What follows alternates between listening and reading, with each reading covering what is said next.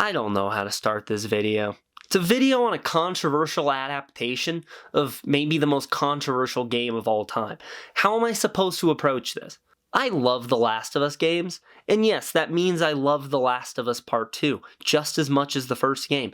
So much so, in fact, that I made an entire video about it for a school project. I had a cool teacher, what can I say? And yes, the video is on YouTube, link in the description.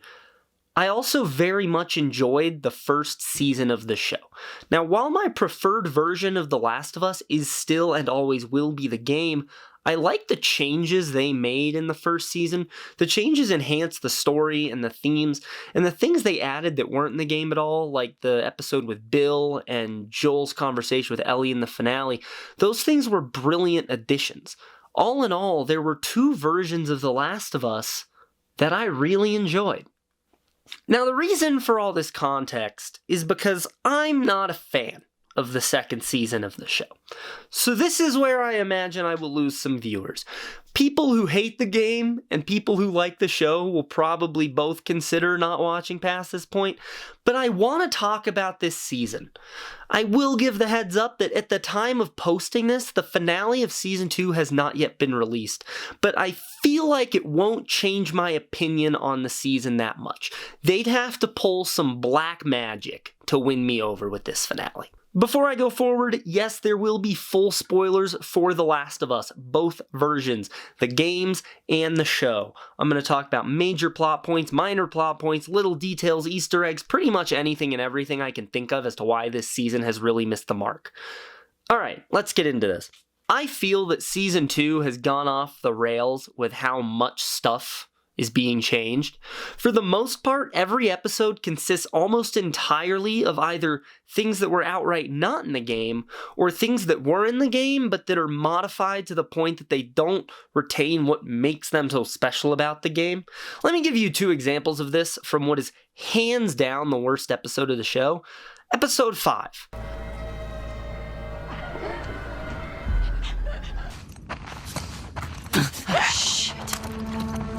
It's like the other one. It's gonna be fast and it's gonna be sneaky.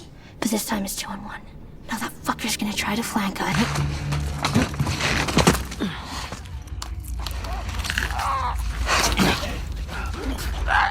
Stalkers. Fuck.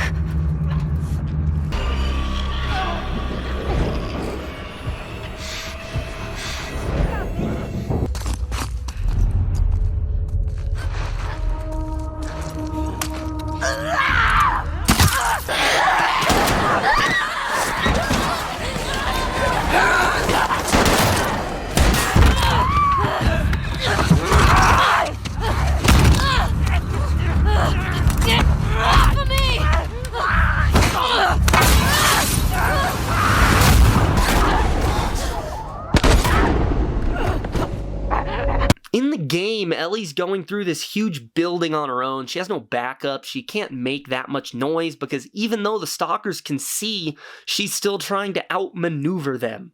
In the show, she has backup, Dina and her having a full conversation, and it turns into a shootout immediately. I'm not saying the sequence needs to be as long and drawn out as it was in the game. That would be absurd for a TV show, but there's no reason to completely change the setting and the context, removing all tension from the scene.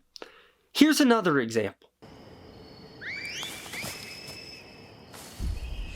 What the fuck is that?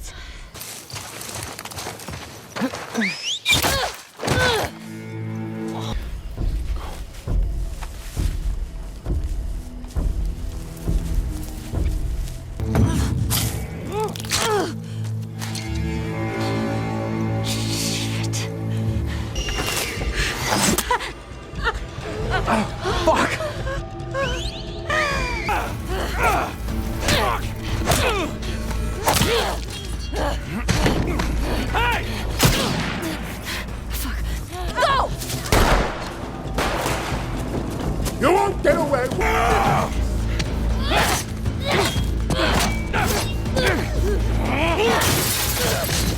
This one has some personal bias because my favorite level of either game is when Ellie is being hunted by the Scars, but these two scenes aren't remotely similar. This isn't an adaptation, this is an inspiration. And those words cannot be used interchangeably. The only thing this scene has in common with its game counterpart is that Ellie is in the woods. It's also worth noting that in both of these scenes, Dina's pregnant. Just an important thing to note, kind of an important aspect of the game.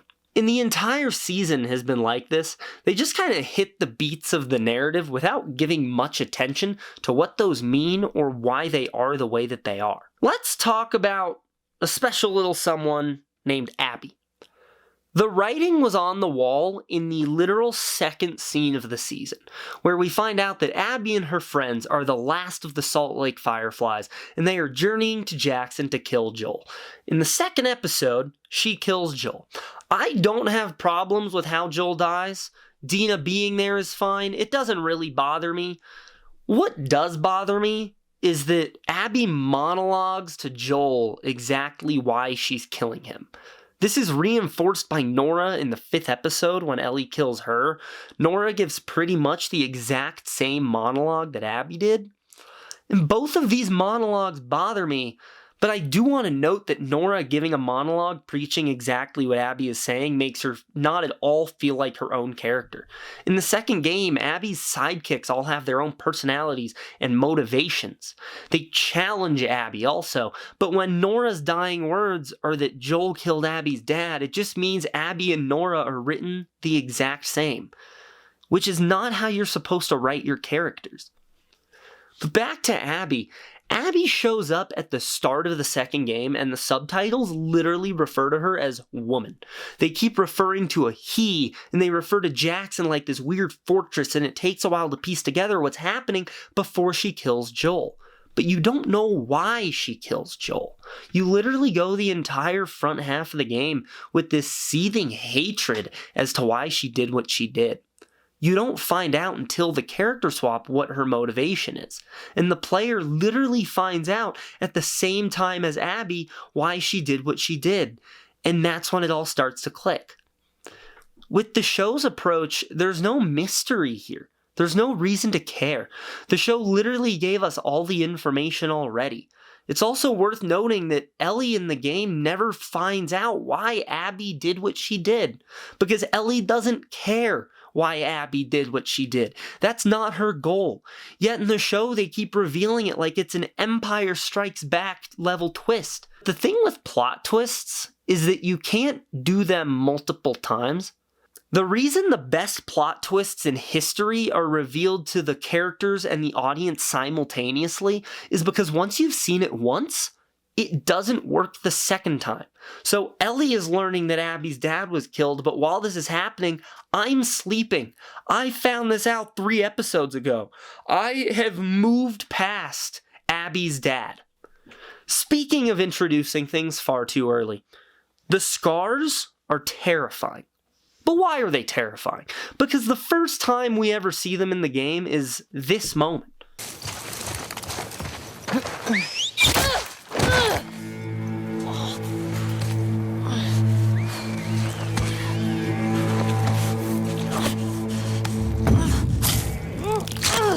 The first thing you see is these guys shoot Ellie, then hunt her while communicating exclusively in whistles. Ellie also has no backup. It's this sequence that relies entirely on mystery to build its horror and suspense. In about 5 seconds of gameplay, Naughty Dog tells you that these guys are bad news. So when it switches to Abby and she gets caught by them, you're fully aware this is a bad situation. And then you team up with Yara and Lev and learn that they aren't all like this, and it takes Abby a while to learn to trust them. It's the natural flow of information. It's how you tell a story that relies on tension and suspense. When Yara and Lev get introduced next season, no one is for a second gonna be on edge because the series has already shown us the humanity that the Scars have. Ellie should not know anything about them. This season has a serious problem with setting something up after they have already paid it off. That is quite literally the opposite of what you're supposed to do. There's examples of that everywhere through this season. Ellie tries to play Future Days in the theater and can't sing it because she has some sort of trauma surrounding it. We don't get the flashback of Joel playing it for Ellie until the next episode. In the game, that's the first scene and is designed to immediately establish how Joel and Ellie feel about each other going into the time jump. But that's fine. The order of events clearly doesn't matter to telling a story at all. Also, it's just worth noting that Future Days didn't release until 2013. I'm aware in the game that the outbreak happens in 2013, so you have to suspend your disbelief that Joel would have somehow memorized the whole song and been able to play it at the same time the outbreak was happening. But it's at least more believable than Joel singing a song that wouldn't exist because the show changed the date of the outbreak to 2003. And Craig Mazin's reasoning was that they didn't care and they didn't want to change the moment. But I can't help but wonder, and this is a criticism of the first season, why change the date at all? Moving the outbreak from 2013 to 2003 didn't have any effect on the story of season 1. Back to part 2, what's the point of changing the 4-year time jump to 5 years? Like, I know that's kind of a nitpick, but unless there's some important information that requires there to be an additional year, it means you're doing it just to do it. There's no reason behind these decisions, and in writing, every action should have a purpose. But the reason I wanted to make this video was because of episode 6. Because this is where the show officially screwed up in my eyes. Big time. Because a bunch of the changes were annoying, but it was still somewhat engaging. I didn't feel like my time was being wasted. Well, I guess it was, because it just made me wish I was playing the game instead, but that's besides the point. With exceptions. I hate when shows do an entire flashback episode instead of just peppering them throughout the season. I like getting to piece the puzzle together instead of being told the puzzle. Call me old-fashioned.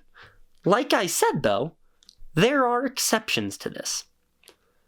The Last of Us Part 2 is not one of those exceptions, because the flashbacks in Part 2 are placed at very important and very strategic places in the story. They serve as breaks between major story beats, they give you moments of respite, and they also reflect Ellie's mental state. The flashbacks get more and more depressing as Ellie loses herself more and more throughout the story. And yeah, they're obviously designed to give us some Joel stuff every once in a while, I'm not going to ignore that point. So what the show decided to do was put all the flashbacks in one episode and then add a couple more that weren't in the game, because why not? For the record, the flashbacks in the show that I like the most are the ones that aren't from the game. You know, the ones they couldn't mess with because there was nothing there to mess with. That flashback episode does include the porch scene. Remember the face people made when they walked out of Star Wars The Last Jedi? Where they looked like they were in a car accident? Yeah, that was me when the porch scene happened. I feel like I shouldn't have to explain what the porch scene means. That's a very special moment for players, and it's the most important part of the entire game. The scene is the last piece of the puzzle in the story. It sums up Ellie's motivations and why she does and doesn't do certain things. It gives the audience a final twist because they've spent the entire game thinking Ellie's last words to Joel were an insult. It's the literal last scene of the game because that scene is what the game is building toward. It's the thesis. It's the message. It's the part you're trying to get to. It is the game. So the show combines it with a separate flashback and puts it in episode 6. Have I mentioned that the second game is being told over multiple seasons? With season 2 only telling everything up to the character swap? That's if they even go all the way the character swap. They probably won't. And that episode 5 is Seattle Day 2. Episode 6 being a flashback episode means we aren't even at Seattle Day 3. We aren't at the character swap. Ellie and Abby haven't even been in the same room together, with the exception of when Joel died. We aren't even at the last episode of the season. And they already hit us with the porch scene, stripping it of all its emotional weight. Can you tell why I'm just a little upset about this season? I'll tell you what though, hot damn, Pedro Pascal can act. He nailed that scene. I'm in a bad mood, and he still got me to feel something. But before I get to my biggest complaint, let me just run through some things that made me scratch my head or just get upset. The first three all kind of go together. They're just one big plot point ultimately, and they're all from episode 3. Because that entire Jackson Council thing drove me crazy. It was nothing but a time waster. The characters accomplished nothing. Like, neither side accomplished anything. Not a single person in that room accomplished anything. Jesse, Tommy, and Maria went in knowing they were going to side with Ellie. Everyone voted no, then Maria and Seth helped them leave. Like, that was kind of the plan originally. It just straight up makes no sense. Ellie's entire argument about let's avenge Joel only makes sense if Joel was the only one in Jackson who died, but since they added a battle at Jackson in the show, it means he wasn't. Everyone just kind of states exactly what they're thinking and what their character arc is instead of showing us, which is not something I noted, but I'm just going to add it here real quick. This season has no idea how to convey information. This season is the personification of tell, don't show. I don't think there has been a single piece of information revealed to us that wasn't exposited to us previously. Alright, bouncing off that, the 3-month time jump, what the hell was that? What was the point of that? And adding on that, Tommy not leaving before Ellie and Dina shocked me. I know the writers are always gushing about the game, but this alone suggests they never even played it, because that changes the entire purpose of why Ellie and Dina are going. In the show, they just go to Seattle and hope they figure it out. In the game, Ellie's already saying she's going to go after Abby. The next morning, by the way, she doesn't wait 3 months, and Maria knew she wasn't going to be able to stop them. She points out to Ellie and Dina that Tommy went to Seattle, and she tells them that he should come home, and if they can get him, that would be great. Tommy left a paper trail of bodies they were able to follow, at least up until a certain point. Yes, the girls were there to kill Abby and avenge Joel, but they also had Tommy on their minds. But they still want to do the sniper scene in season 3, so they had to send Tommy on the mission. So instead of Ellie and Dina tracking him, he goes with Jesse, but they coincidentally split up before they reach Ellie and Dina. With the exception of the Jackson battle, the action this season has also been painfully boring. There's no tension or drama to any of the action scenes. They just end with a shootout and the main characters running away. Alright, let's do some Abby storyline stuff. The Rat King isn't going to be in this season. Don't tease the Rat King. If they did the thing they do in the game, where the Rat King is growling and making noises beneath the floor and someone turns the power back on off screen, which is Abby, while Ellie's in the hospital, if they took that approach, it would be fine. But they didn't. They just showed a heavily armored door. Now, the trailer suggests it's going to try to break out, but we're not going to see Abby fight the Rat King this season, and it'll be like 3 years before the next one, so why bother? Actually, at this point, we might see Abby fight the Rat King. I shouldn't make any guarantees. Isaac, all of him, why is he in this season? He hasn't done anything. He has no reason to be here. I like the idea of giving him more to do in the story, because he's like the one weak point of the game. But that only works if you actually give him stuff to do. He's just here to tease a storyline that doesn't exist until the Abby portion of the game. Dina's monologue in episode 5 wasn't bad. It was just insanely unnecessary. That conversation should have happened in the theater, because a conversation about whether or not she's going to follow Ellie doesn't make sense when she is literally following Ellie. That's a conversation that has to happen when they're in a place of safety, not moving, actively revealing pivotal information to each other. Bouncing off of that, and this one really grinds my gears, the entire pregnancy thing doesn't matter at all in this show. Dina revealing she's pregnant is so important. It's not just this huge moment for Ellie and Dina individually, but also as a couple. It tests their relationship with each other. Ellie's supposed to be angry about it. The two of them are supposed to be afraid and caught off guard. It matters for whether or not they continue the journey. It questions what the journey even means.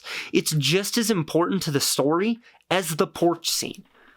In the show, they have sex, Ellie drops a quip, then they continue on the journey talking about this kid like they're naming a stuffed animal. But all of this pales in comparison to the single biggest issue with this season. Ellie. In this season, Ellie is Game of Thrones level character assassinated.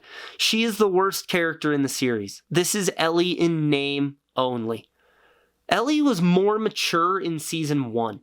In this season, she acts like how I looked when I would run around my house at 8 with a toy sword pretending I'm a badass. And there's a lot of people online who are taking this out on Bella Ramsey, but that's uncool. Bella Ramsey's not the problem. They're doing exactly what they are being told to do. But every scene with Ellie is her throwing a hissy fit or not knowing the most basic piece of information. She is such a dumbass in this season that it's a miracle she hasn't died. They made Dina the brains of the trip. When she gave Ellie a lecture about going by herself and asked Ellie a bunch of questions she couldn't answer, I thought it was just a clever way of telling us that Ellie wasn't in her right mind and wasn't thinking clearly, and Dina had to knock some sense into her.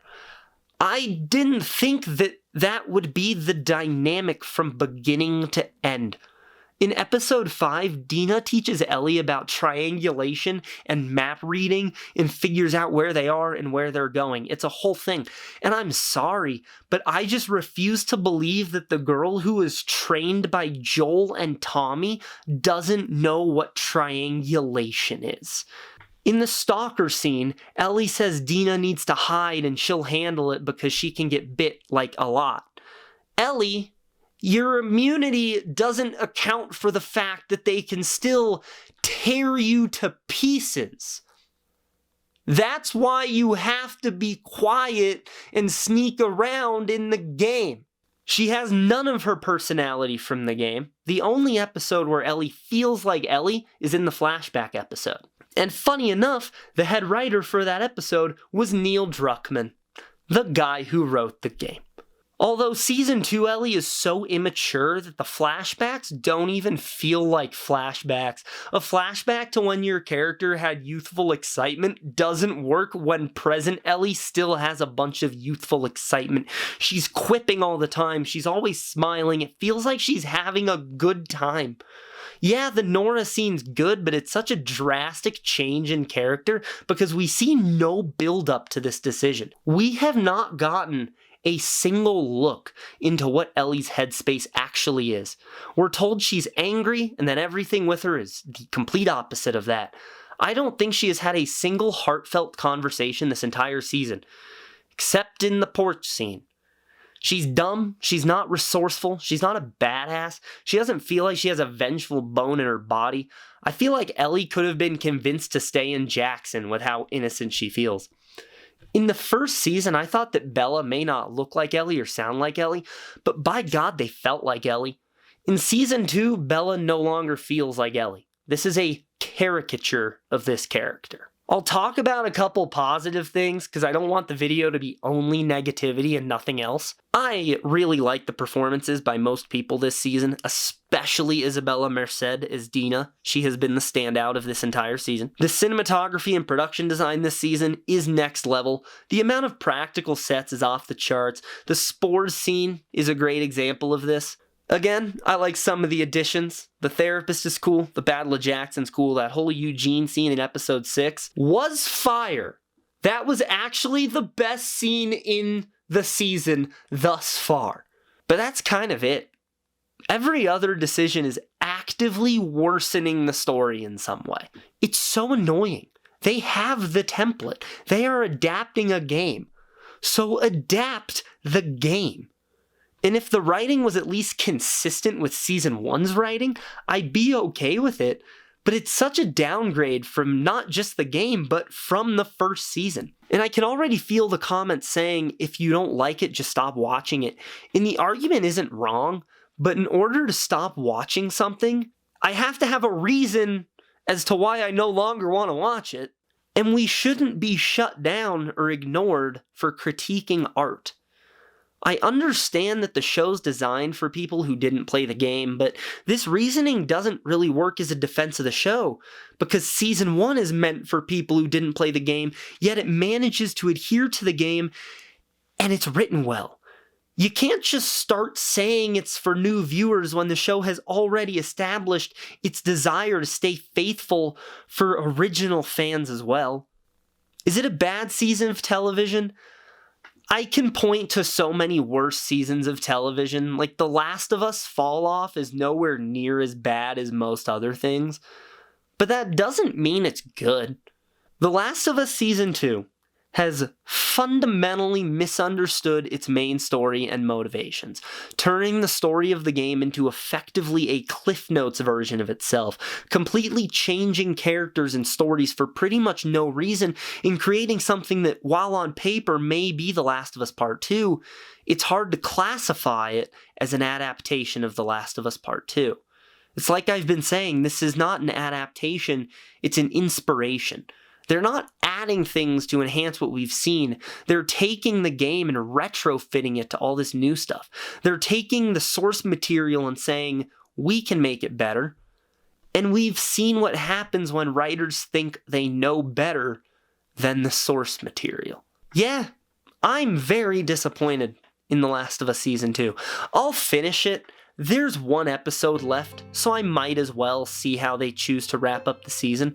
But I'm not excited for more. I'm not really even interested in more. But if there is one thing Season 2 has done right, one single, unarguable, objective truth that Season 2 has done to perfection, it's that it has made me want to replay The Last of Us Part 2.